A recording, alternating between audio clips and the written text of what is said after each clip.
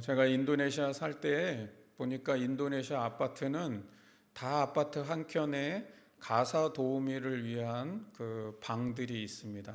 그들이 생활 공간이 따로 있고 출입구도 두 개여서 주인이 드나드는 출입구와 또 옆에 보면 가사 도우미들이 드나드는 출입구가 따로 있습니다. 한인교회의 대부분의 성도들은 거의 다 가사 도우미를 두고 함께 생활을 합니다.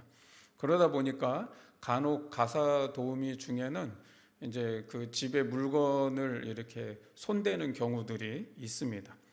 그런데 희한하게도요, 물건을 보통 이렇게 훔쳐가면 귀중품을 훔쳐가고 돈을 훔쳐가고 그러잖아요. 그런데 이분들이 훔쳐가는 거는 그런 것들을 훔쳐가는 게 아니라 생활용품들을 가져갑니다. 뭐 비누를 하나 가져가고, 뭐 샴푸를 가져다 쓰고, 뭐 이렇게 가재 도구를 가져간다든가, 뭐 이렇게 해서 어느 날 뭐 저희도 보니까 저희 아내가 뭐 그 통 있잖아요. 뭐 락앤락 통 같은 거 그런 것이 뭐 없어진다 그러고 뭐 자꾸 이렇게 생활용품들이 자꾸 없어져 가는 거예요. 제가 경험한 바로는 보니까 물건을 그렇게 가져가도 별로 이분들이 죄의식도 없고 뭐 이게 잘못됐다 그런 생각을 거의 갖지 않는 것 같습니다. 그리고 그 자리에서 걸렸어도요, 얼굴색 하나 안 변하고 창피해하지도 않습니다. 이렇게 그냥 아주 담담하게 거짓말도 하고 그러시더라고요. 보니까 그냥 주인 물건이 내 물건이고 내 물건이 내 물건이고 그렇게 그냥 사시는 것 같아요.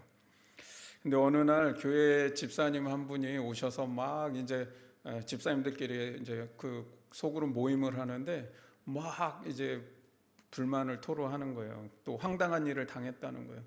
얘기를 들어보니 이런 얘기입니다.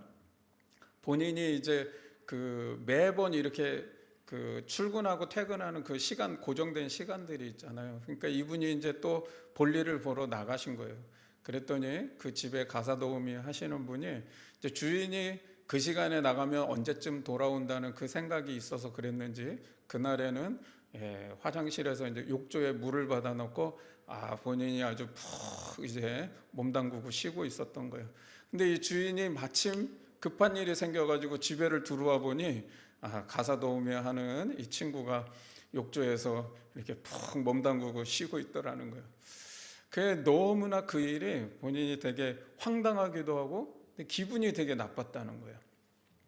그런데 그 손식구들 같이 나눔을 하면서 이런 고백을 하더라고요. 가만히 생각해 보니 내가 주님을 그렇게 섬겼던 것 같다라는 얘기를 하는 거예요.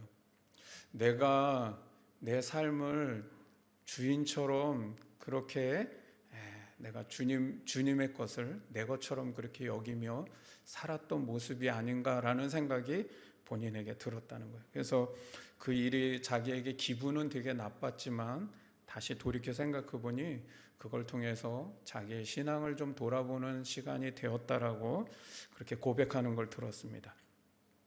한국교회 미래를 준비하는 모임이라고 하는, 줄여서 한미준이라고 하는 단체가 있는데, 여기서 한 여론조사 기관에 의뢰를 해서 한국교회의 신앙의식이 어떠한가를 이제 조사를 한 결과가 있습니다. 그 조사를 한 결과 신앙인을 네 부류로 나눠서 그 퍼센테이지를 이렇게 나눠 보니까, 첫 번째, 나는 하나님을 믿지만 그리스도에 대해서는 잘 모르겠다. 그리고 아직까지는 기독교 신앙이 내 삶에 큰 비중을 차지하지 않는다라고 하는 분들. 이분들은 소위 그리스도 입문층이라고 합니다. 그 입문층에 있는 분들이 24.6%. 두 번째는 나는 예수님을 믿고 그분을 알기 위해 여러 가지 좀 활동을 하고 있습니다. 소위 그리스도 인지층입니다. 이 인지층들은 24.4%입니다. 그리고 이제 세 번째 부류, 나는 예수님을 가까이 하려고 하고 있고 그분의 인도하심을 의지하며 살아갑니다. 소위 그리스도 친밀층이라고 하는데 이분들이 36%입니다. 그리고 마지막 네 번째, 하나님은 내 삶의 전부이고 나는 그분으로 충분합니다. 내 모든 일은 그리스도를 드러내는 삶입니다 라고 하는 분들, 그리스도 중심층에 있는 분들, 이분들은 15%입니다. 그리스도 입문층과 인지층은 대부분 주일날 한번 교회 나와서 예배 드리는 것이 본인의 신앙생활의 전부인 사람들을 말하고요. 친밀층에 있는 분들은 자신의 신앙을 위해서 그래도 뭔가 하나님과 가까워지려고 노력하며 살아가는 사람들이죠. 그래서 뭐 큐티도 하고 또 개인 기도의 시간들도 갖고 하는 여러 가지 활동들을 하시는 거죠. 그런데 중요한 건 뭐냐면 진짜 하나님 중심의 신앙생활을 하는 분들, 예수를 내 삶의 주인으로 섬기는 그리스도 중심층에 있는 분들은 15%에 불과하다는 것이죠. 오늘 이 대림절 마지막 넷째 주일입니다.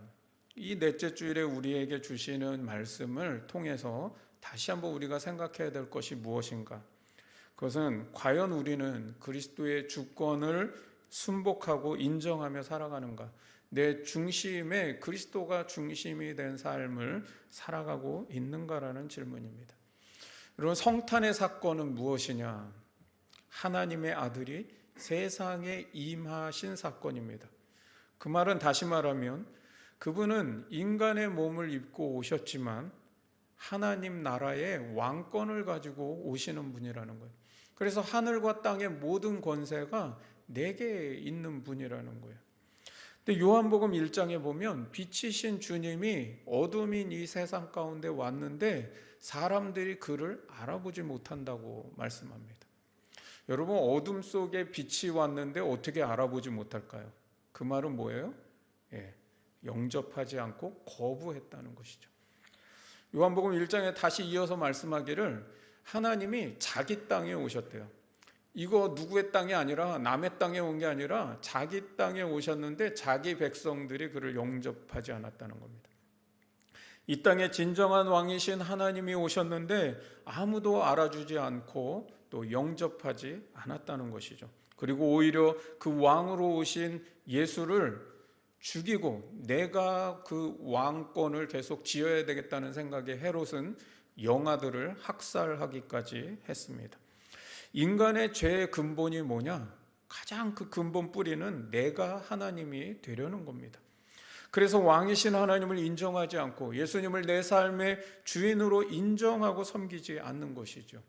내가 내 삶의 주인이 되어서 내 마음의 왕자의 자리에 앉아 내 주권대로 행하며 살아가려는 거예요. 예수님은 복음을 전하실 때 종종 비유의 말씀을 많이 하셨는데 그 비유 중에는 유독 포도원 비유들이 많이 있습니다. 그 이유는 유대인들의 삶이 포도 농사를 많이 짓고 살았기 때문이죠. 그런데 오늘 이 비유는 악한 포도원 농부의 비유라고 그렇게 제목을 붙여 있습니다. 예수님은 이 비유의 말씀을 왜 하셨을까? 그 이유를 본문의 구조를 통해서 먼저 살펴볼 수가 있는데요. 먼저 이 본문의 앞 상황에 무슨 상황이 벌어지고 있느냐를 보니까 예수님께서 성전에서 백성들에게 말씀을 가르치고 계셨어요. 그때 그 모습을 보는 대제사장들과 서기관들이 장로들과 함께 예수님께 가까이 나옵니다. 그리고는 당신이 무슨 권위로 이 일을 행하고 있느냐라고 묻는 거예요. 권위에 대한 문제를 삼고 있는 것이죠. 한마디로 말하면 네가 랍비로서의 권위가 있느냐? 우린 인정 못하겠다. 랍비로서의 권위도 인정하지 못하고 또 너가 메시아로 왔다는 사실은 더더욱 그 권위는 인정할 수가 없다라는 것이죠. 즉 하나님의 권위로서의 그 권위를 인정하지 못하겠다는 거예요. 그리고 오늘 본문이 말씀되고 있고 그 다음 이후에 본문 이후에 있는 상황은 뭐냐면 가이사의 것은 가이사에게 하나님의 것은 하나님께 바치라고 하는 세금 논쟁이 벌어지고 있는 겁니다. 누군가 말하는 거예요. 가이사에게 세금을 바치는 게 옳은 것이냐 묻는 것이죠. 그때 예수님은 가이사의 것은 가이사에게 하나님의 것은 하나님께 바치라고 대답해 주시는 거예요. 말하자면 지금 이 본문의 앞의 상황에도 하나님의 왕권을 가지고 오는 예수님의 권위를 인정하지 못하는 문제를 말하고 있고 이 뒤에도 세금 문제를 말하고 있지만 그 본질 속에 예수님의 답변을 통해 이 문제의 본질을 보면 자기의 소유를 하나님의 소유로 고백하고 인정하는 사람은 하나님의 것을 하나님께 바친다는 거예요. 말하자면 살아가면서 하나님의 주권을 인정하며 살아가는 문제를 말하고 있는 것이죠. 내 삶의 주님을 주인으로 모시고 살아가는 문제를 다루고 있다는 거예요. 지난 12월 9일에 한국교회 3040 세대의 신앙생활을 탐구한다라고 하는 주제로 발표와 토론회를 한 적이 있는데 제가 거기에 이제 같이 참석을 해서 들었는데요. 한국교회 탐구센터에서 코로나 시대의 성도들의 신앙이 어떻게 변화되고 있는가를 이제 조사해서 발표를 하는 거예요. 방금 전에 말씀드렸던 그 네 부류의 신앙 부류에서 사실 우리 한국교회의 신앙이 코로나 시대를 지나오면서 어떻게 변화되었는가? 좋은 쪽으로 변화됐으려면 어떻게 돼요? 입문층에서 인지층으로, 인지층에서 친밀층으로, 친밀층에서 중심층으로 더 나아갔어야 한다는 것이죠. 그 말은 이제 입문층은 줄어들고 인지층이 늘어나고, 인지층이 소폭 줄며 또 친밀층이 늘어나고, 이게 돼야 사실은 한국교회가 좋은 쪽으로 변화되고 있구나라는 것이겠죠.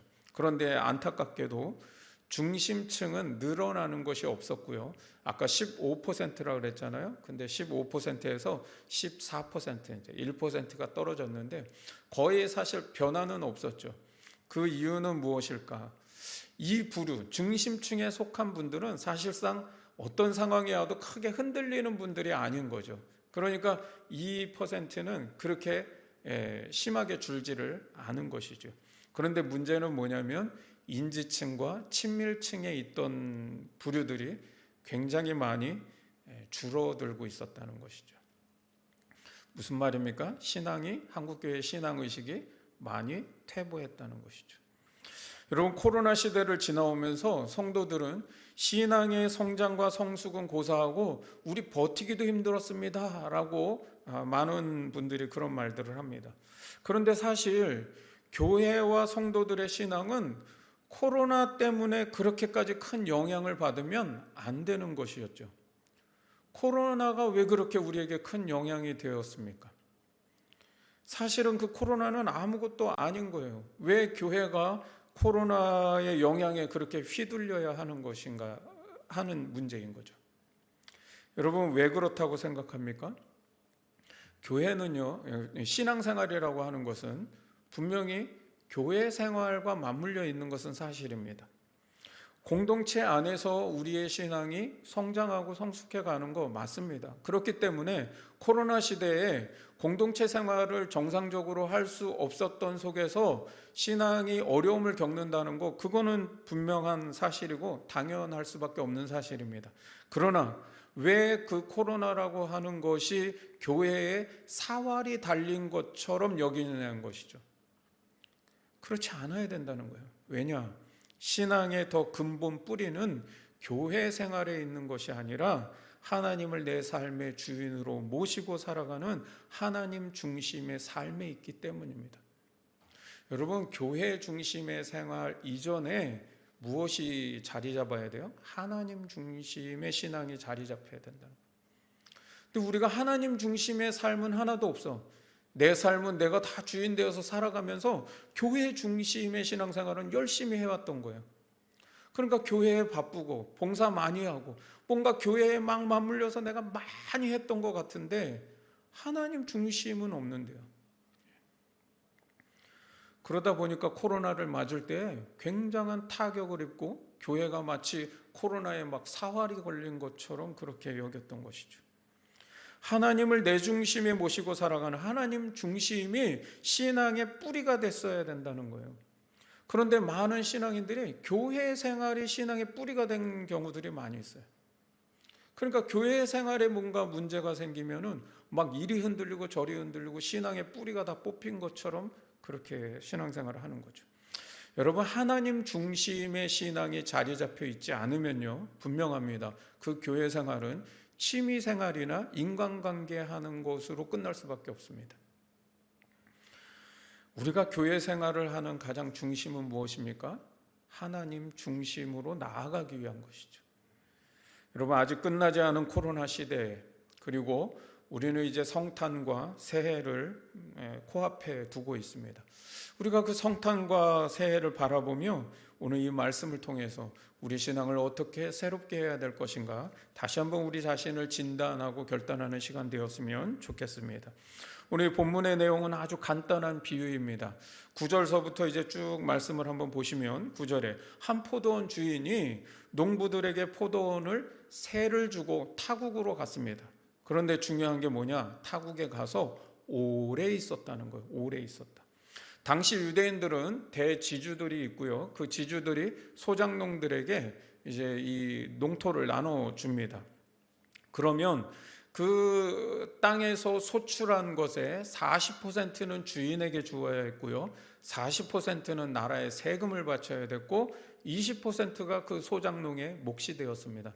그러니까 이 소작농들은 결코 이렇게 풍성한 삶을 사는 것은 아니었겠죠. 자, 그런데 10절에 때가 이르렀습니다. 이때는 언제입니까? 추수가 이제 일어나는 때이겠죠. 근데 우리가 예전에 아마 제가 요한복음 15장 설교하면서 포도 농사가 그 해에 심었다고 그 해에 거두는 거 아니라 그랬죠. 예, 최소 이제 한 5년 정도 이렇게 후에 걷게 되는데, 즉 오랜 시간이 지나다 보니까 이제 추수할 때가 되었는데 주인이 그 추수할 때가 이르러서 소출의 얼마를 좀 얻으려고 세를 바치게 하려고 종을 보냈다는 것이죠. 그러면 당연히 소작농들이 주인에게 세를 주는 것이 맞는데 그 세를 바치는 대신 종을 몹시 때리고 거저 돌려보냈다는 거죠. 11절에 다시 종을 보내니 또 그를 상하게 하고 능욕하고 또 세 번째 보내니 역시 그 종을 상하게 하고 내쫓았다는 거예요. 그래서 13절에 이제 이 주인이 생각하는 거예요. 그러면 이제는 내 아들을 보내야 되겠다. 내 사랑하는 아들을 보내면 필시 이 농부들이 그 아들만은 존대해 주리라 그렇게 생각을 했죠. 그런데 주인의 예상과는 달리 14절에 농부들이 서로 의논을 합니다. 아들이다. 이 아들은 상속자니 이를 죽이고 이 유산이 우리의 것이 되게 하자라고 생각을 하는 겁니다. 실제 예수님 당시에는 법적으로 어떻게 되어 있냐면 주인이 오랫동안 그 땅에 돌아오지 않고, 첫째 조건은 주인이 돌아오지 않는 것, 그리고 두 번째는 그 주인에게 상속할 아들이 없을 때에 그 땅은 소작농들에게 n분의 1로 이렇게 나눠서 분배하게 되어 있습니다. 여러분, 그 법을 알고 있기 때문에, 예수님도 알고 있기 때문에 이 소작농들에게 지금 이 말씀을 하고 있는 거예요. 그러니까 이 농부들이 그런 생각을 하고 있는 거죠. 이 아들을 죽이면 상속자가 없으니 이 땅이 우리의 것이 되겠다는 것이죠. 15절에 예수님은 이 비유를 듣는 사람들에게 이제 물으십니다. 자, 너희들이 생각하기에는 어떻겠느냐? 이 포도원 주인의 아들을 내쫓아 죽였는데 이 주인이 오면 이들을 어떻게 하겠느냐라고 물으시는 거죠. 16절의 답은 그 농부들을 진멸하고 이 포도원을 다른 사람들에게 주지 않겠느냐라는 것이죠. 그런데 예수님의 그 대답을 들은 사람들의 최종적인 반응이 뭐냐면 그렇게 되지 말아야 합니다. 그런 일은 있을 수 없습니다 라고 대답한다는 거죠. 그랬더니 예수님이 그래? 그러면 성경에 건축자의 버린 돌이 모퉁이의 머릿돌이 됐다는 말이 무슨 말이냐라는 것이죠. 이 말은 예수님이 뭘 말씀하시는 거예요? 그러면 어떻게 너희가 그 주인의 아들을 죽였느냐라고 묻고 있는 거죠. 예수님을 십자가에 못 박게 죽인 일이 어떻게 일어난 것이냐라고 묻고 있다는 거예요. 18절에 돌 위에 떨어지는 자는 깨지겠고 그 돌이 그 사람 위에 떨어지면 가루로 만들겠다. 농부들에 대한 포도원 주인의 심판을 말씀하는 건데 이 말은 다른 말로 하면 이래도 죽고 저래도 죽으리라. 그 심판을 피할 수 없겠다. 너희들이 그 돌에 떨어지면 깨지겠고 그 돌이 너희들에게 떨어져도 너희들은 가루가 될 것이다라는 거예요. 여러분 19절 말씀에 보면 이 비유를 다 들었던 옆에 서기관들과 대제사장들이 이렇게 생각합니다. 농부들이 거기에 비유에 나오는 농부들이 자기들이라는 것을 알고 예수님을 잡아 죽이려고 했으나 백성들이 두려워서 실행에 옮기지 못하였다는 겁니다. 이 비유는 누가 누구인지 그리고 그 당시 사람들에게는 이게 무슨 말을 의미하고 있는지 분명하게 이해될 수 있는 비유였다는 겁니다. 자, 그런데 이제 오늘날 우리에게는 이제 해석할 필요가 있겠죠. 뭐 당연한 겁니다. 포도원 주인은 누구입니까? 하나님 아버지시고, 포도원 주인의 아들은 예수님이시고, 보내었던 종들은 구약의 선지자들이고, 여기에 있는 소장농들은 대제사장과 서기관들과 유대의 종교 지도자들을 말하는 것이죠. 하나님이 계속해서 선지자들을 보내서 경고하시는 것이죠. 그리고 회개하기를 원하시는 거죠. 그런데 너희가 그 선지자들을 때리고 능욕하고 쫓아내었다. 그리고는 마침내 아들을 보내었더니 그 아들을 십자가에 죽게 했다는 것이죠.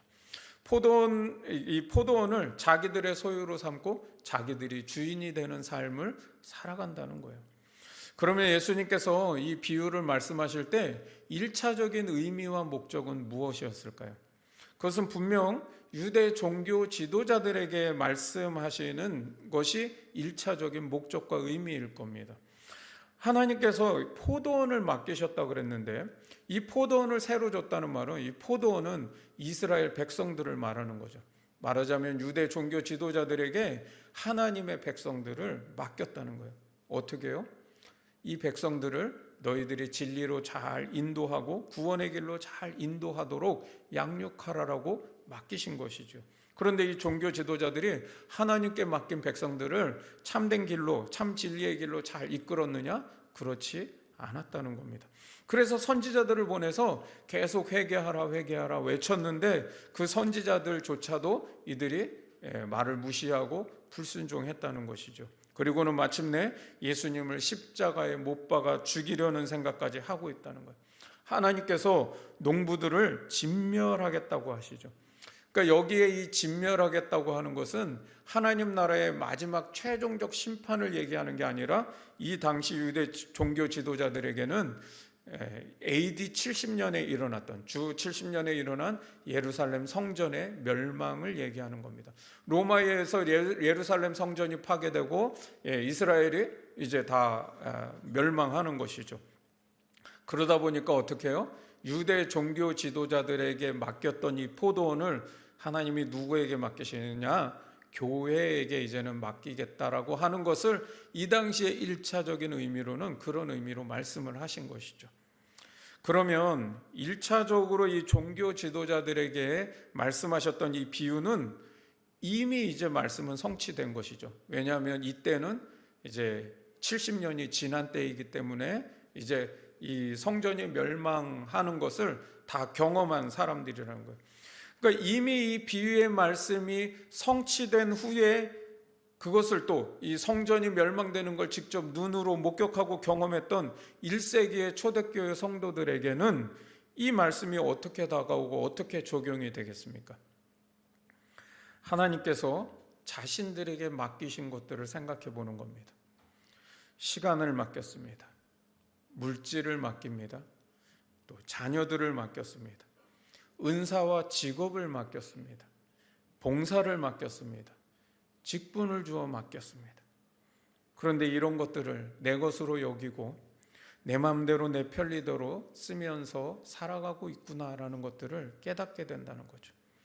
하나님께서 선지자들을 보내셔서 그 포도원이 너희 것이 아니라 주인이 있다는 것을 여러 번 알리시고, 그들의 삶에 청지기로서의 삶을 살아가야 된다는 것을 계속해서 말씀하시지만, 결국에는 그 상속자 아들을 죽여서라도 그 유산을 우리의 것으로 만들자라고 하는 그 마음을 우리 자신도 그런 모습으로 살아가고 있다는 것을 깨닫게 한다는 것이죠. 1세기의 초대교회 성도들이 그것을 깨달았을 때 어떻겠습니까?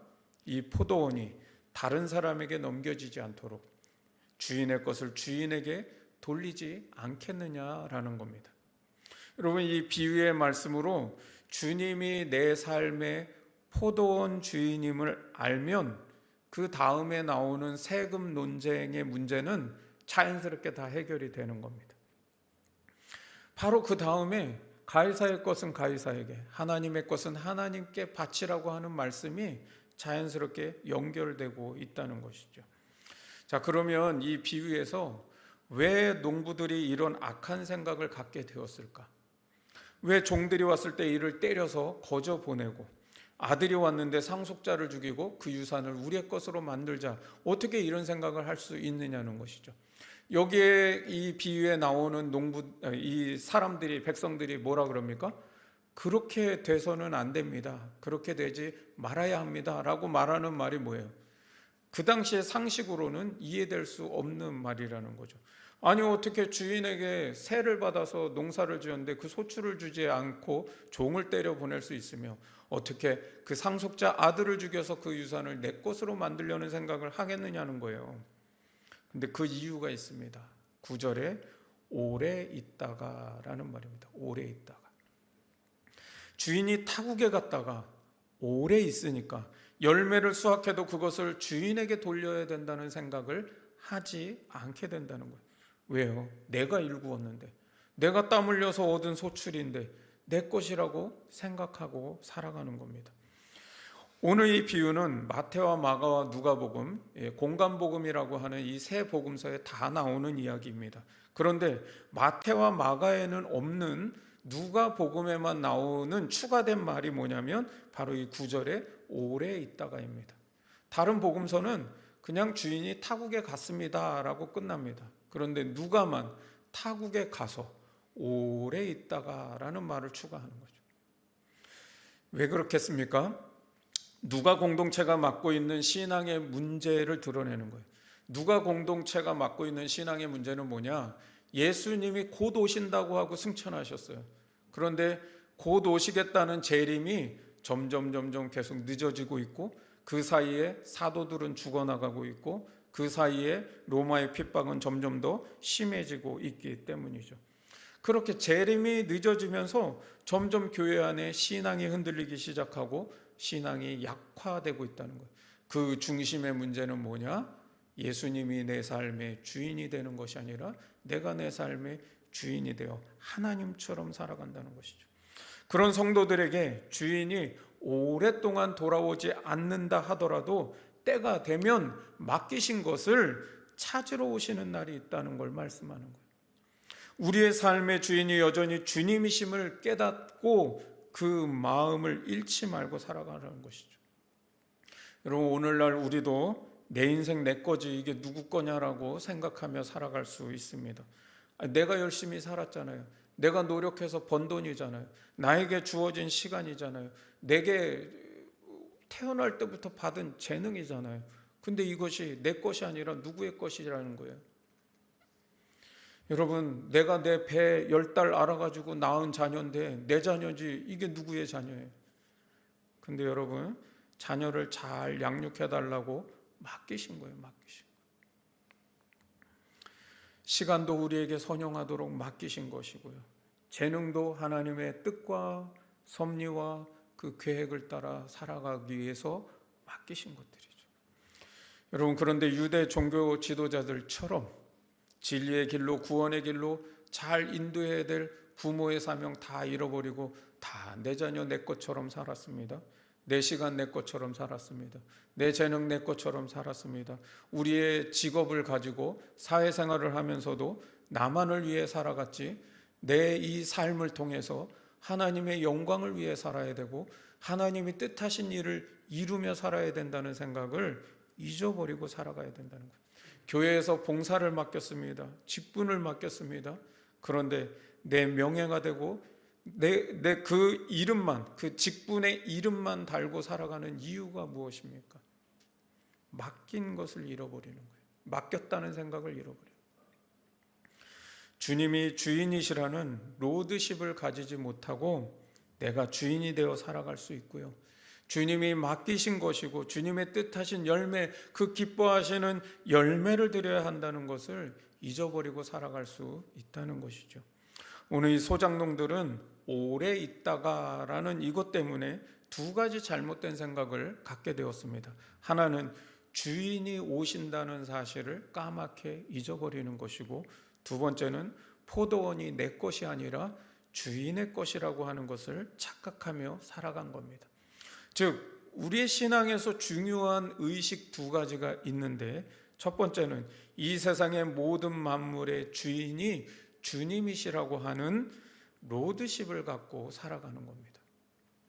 여러분, 성탄절에 우리는 구주가 나셨다라고 고백하고 찬양합니다.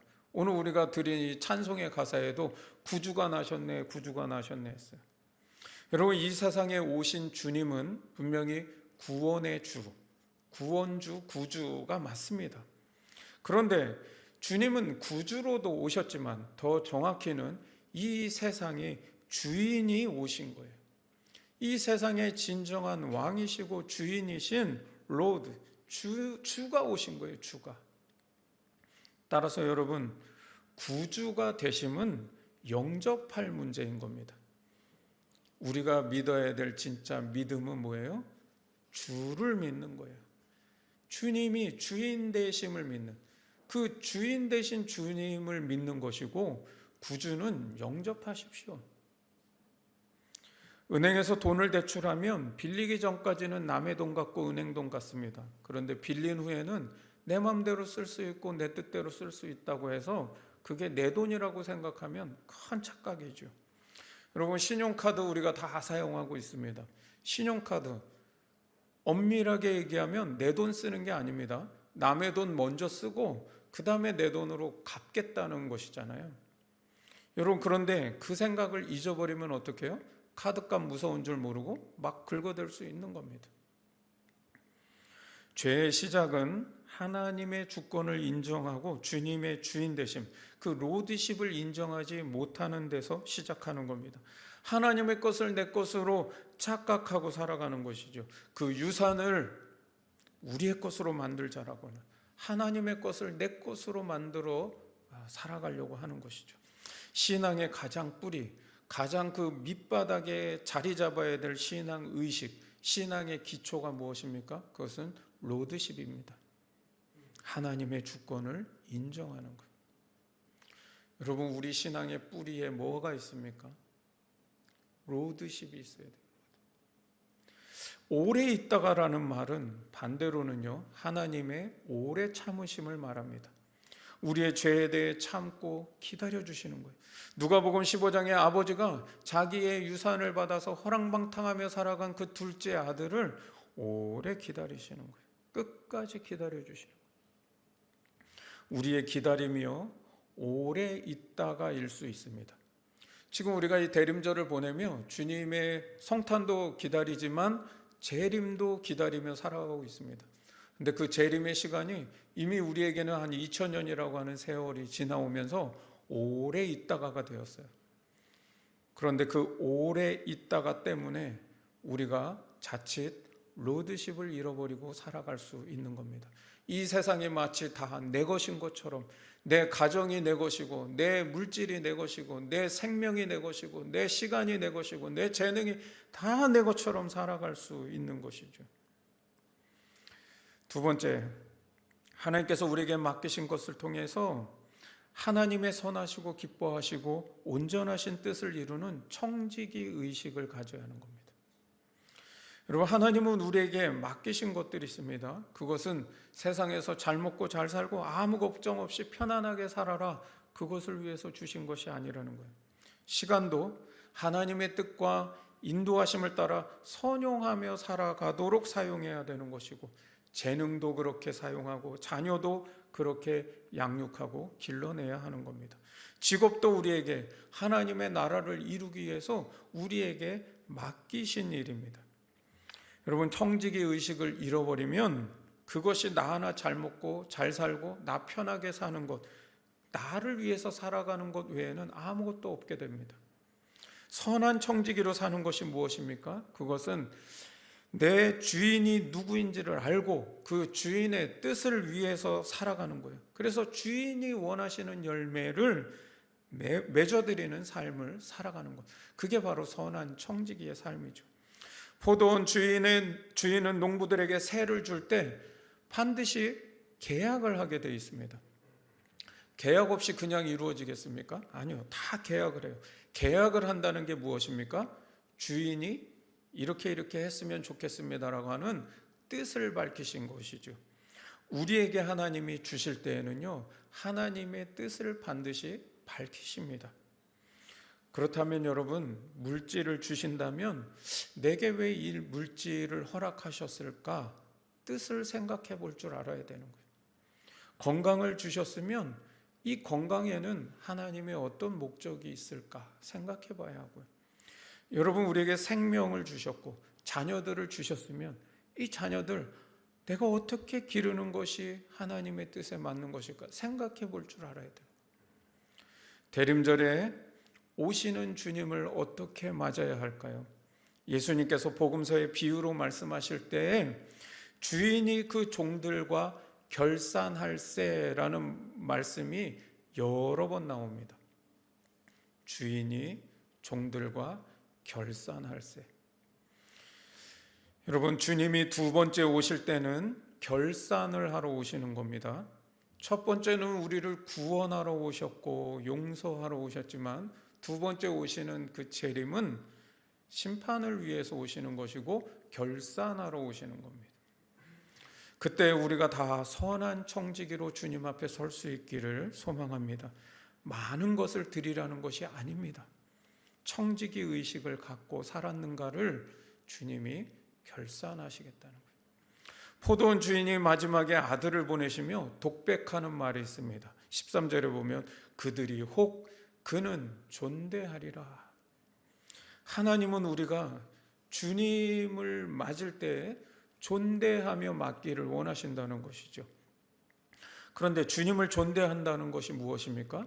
바로 오늘 우리가 말씀을 나눈 대로 주님의 주인 되심을 인정하는 로드십과 주님의 선하시고 기뻐하시고 온전하신 뜻을 위해 일하고 그 열매를 맺어드리는 청지기 의식을 갖고 살아가는 것, 그렇게 주님을 맞이하는 것이 바로 주님을 존대하는 것이죠.